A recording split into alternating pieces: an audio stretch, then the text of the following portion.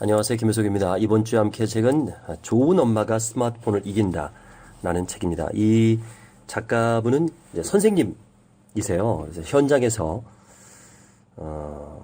이 스마트폰이 얼마나 심각한지, 아이들이 스마트폰을 어떻게 이용하는지, 또 과학적으로 스마트폰이 얼마나 안 좋은 피해를 주는지를 아주 디테일하게 했더라고요.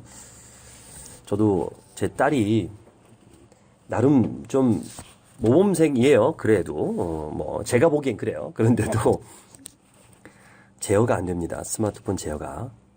그래서 고민이 돼서 어떻게 좀 도움을 줄 수 없을까 해서 이 책을 보게 됐는데 많은 도움이 됐고요. 이 책을 또 제 딸에게도 읽게 했더니 재밌대요.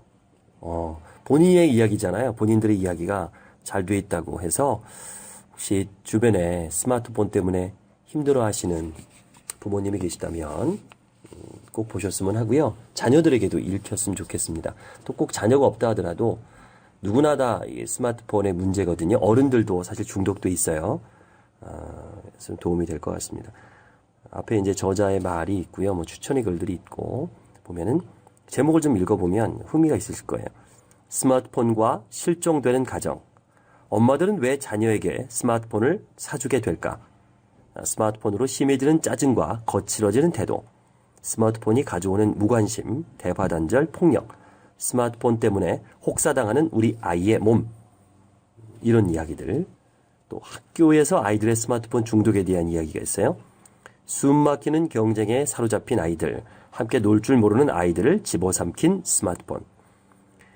요즘 애들 보니까 둘이 앉아서 대화하는 게 아니라 서로 카톡을 주고받고 있더라고, 마주보고서. 이 대화를 안 해요. 그럼 뭐 SNS가 편한 거예요. 중독된 거죠. 또 스마트폰 종류에 따라서 아이들 계급이 결정된다. 아이들을 점점 더 괴롭히는 사이버 폭력.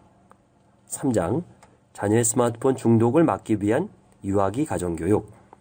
스마트폰을 달라고 소리치는 아이들. 내 아이의 성장을 방해하는 스마트 기기. 스마트 기기 사용 시작 연령은 최대한 늦춰야 한다. 아이의 정서 발달을 도와주는 엄마의 역할. 4장. 아이와 가정을 살리는 미디어 다이어트. 참 마음에 들어요. 미디어 다이어트. 미디어 다이어트를 좀 해야 됩니다.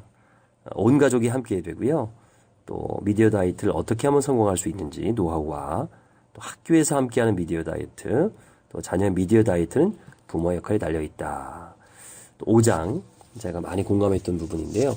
놀이와 대화로 SNS 없는 가족 문화 만들기. 그래서 스마트폰이 필요 없는 전래놀이에 대한 이야기. 또 가족 공동체 취미는 스마트폰을 멀어지게 한다. 제가 실천해 봤거든요. 진짜 그래요. 이 책대로 한번 해보세요. 저도 해봤습니다. 또 보드게임. 손을 사용하는 대면놀이가 아이의 발달을 돕습니다. 학습을 하면서 감정을 주고받는 보드게임의 매력이 있고요. 또 보드게임을 구성하는 3요소, 구조, 기능, 뭐 이런 것들, 아름다움, 이 보드게임에 대한 이야기. 또 7장, 우리 아이를 살리는 현명한 스마트폰 사용법. 8장, 스마트 시대의 아이들의 문화는 어떤가 서로 이해할 수 있게. 또 9장, 디지털 교육이 아이를 괴롭히게 한다. 실리콘밸리의 아이들은 디지털 기기를 되게 최첨단으로 쓸 것 같잖아요. 아니랍니다. 이 책을 보니까 오히려 더욱더 아날로그로 가르친대요. 이 실리콘밸리는 완전히 최첨단 부모들이 다 그 IT 전문가들인데 오히려 그들이 하는 것을 가르치지 않는다. 이 아이러니죠. 또 10장에는 장애 학생들을 위해서는 어떻게 스마트 기기를 활용할 것인가를 써 있습니다. 자, 저자의 말을 좀 들어볼까요? 스마트폰, 이젠 대세죠. 전철 안에서 보면 고개를 숙여서 스마트 기기만 쳐다보고 있습니다. 게임하는 사람, 드라마 보는 사람, 또는 이북 보는 사람. 이제 혼자만 놀고 있는 거죠. 이렇게. 보고, 듣고, 배운 것이 온통 스마트폰 안에 펼쳐지기 때문에 이거 하나면 충분합니다.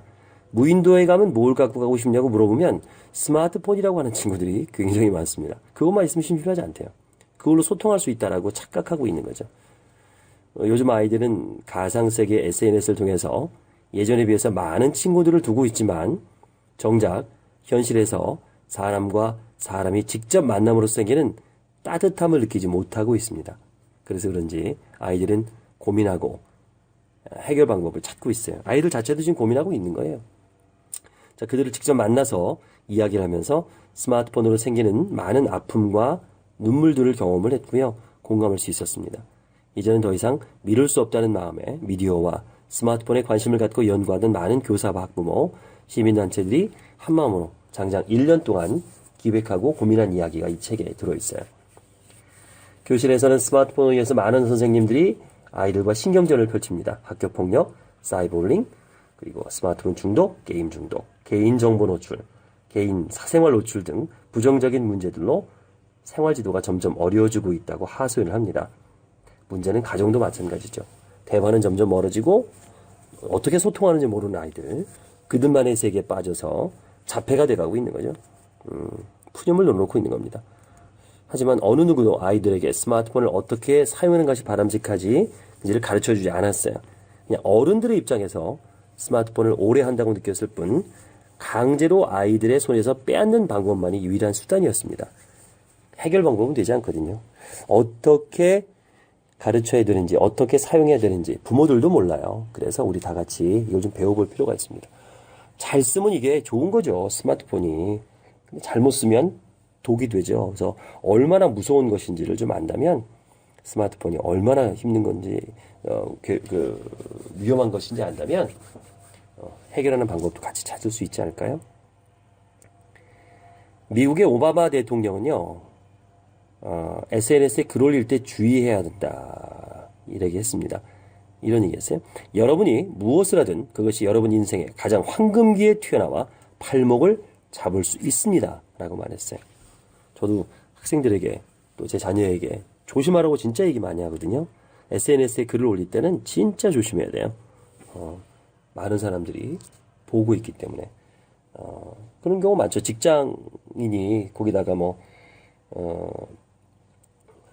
어제 그런 거예요. 지각했어요. 근데 아파서 지각했다고 거짓말을 한 거예요. 근데 SNS에 친구들이 주고받은 댓글이 걸린 거죠. 야, 어제 몇 시에 들어갔냐? 2시에 들어갔어. 죽는 줄 알았어. 술 많이 먹었고 아침에 거짓말해서 내가 아프다고. 이게 거의 다른 걸 상사가 본 거예요. 그런 일도 막 생기거든요. 조심해야 돼요. SNS라는 건. 스마트폰은 편리하게 글을 공유할 수 있지만 그 글이 나의 발목을 잡을 일이 분명히 생깁니다. 세상의 모든 부모는요, 자신의 아이들이 건강하게 자라기를 간절히 원하죠. 세상의 모든 걸 내줘도 아깝지 않을 정도로 자녀를 사랑합니다. 하지만 모든 부모가 자녀가 원하는 것을 다 해주지 않습니다. 만약 그것이 자녀에게 상처를 입히고 다른 사람들에게 피해를 준다면 부모는 과감하게 제지할 수 있어요. 스마트폰은 약이 될 수도 있고 독이 될 수도 있는 양날의 검입니다. 아이들이 스마트폰을 통해 소통하고 새로운 세상을 보기를 원합니다. 그러기 위해서는 반드시 엄마와 아이가 올바른 스마트폰 사용을 위한 준비가 돼 있어야 됩니다. 여기서 그 올바르다는 의미는요, 사용과 활용의 측면이 아니라 절제와 조절의 측면을 꼭 기억했으면 합니다. 내 아이는 편리함 속에서 삶을 되돌아보고 내 주위에 있는 사람들에게 따뜻한 손을 내밀어주는 감성적인 사람으로 성장했으면 하는 부모의 바람이 꼭 이루어지기를 바랍니다. 자, 이 책을 보면 제가 쭉 책을 보고 나니까 거기에 대한 해답을 찾을 수 있을 것 같아요. 상당히 문제점만 얘기하는 것이 아니라 대안까지도 잘 얘기해 놓은 책입니다. 스마트폰으로 내 아이를 지킬 수 있는 책 추천해요.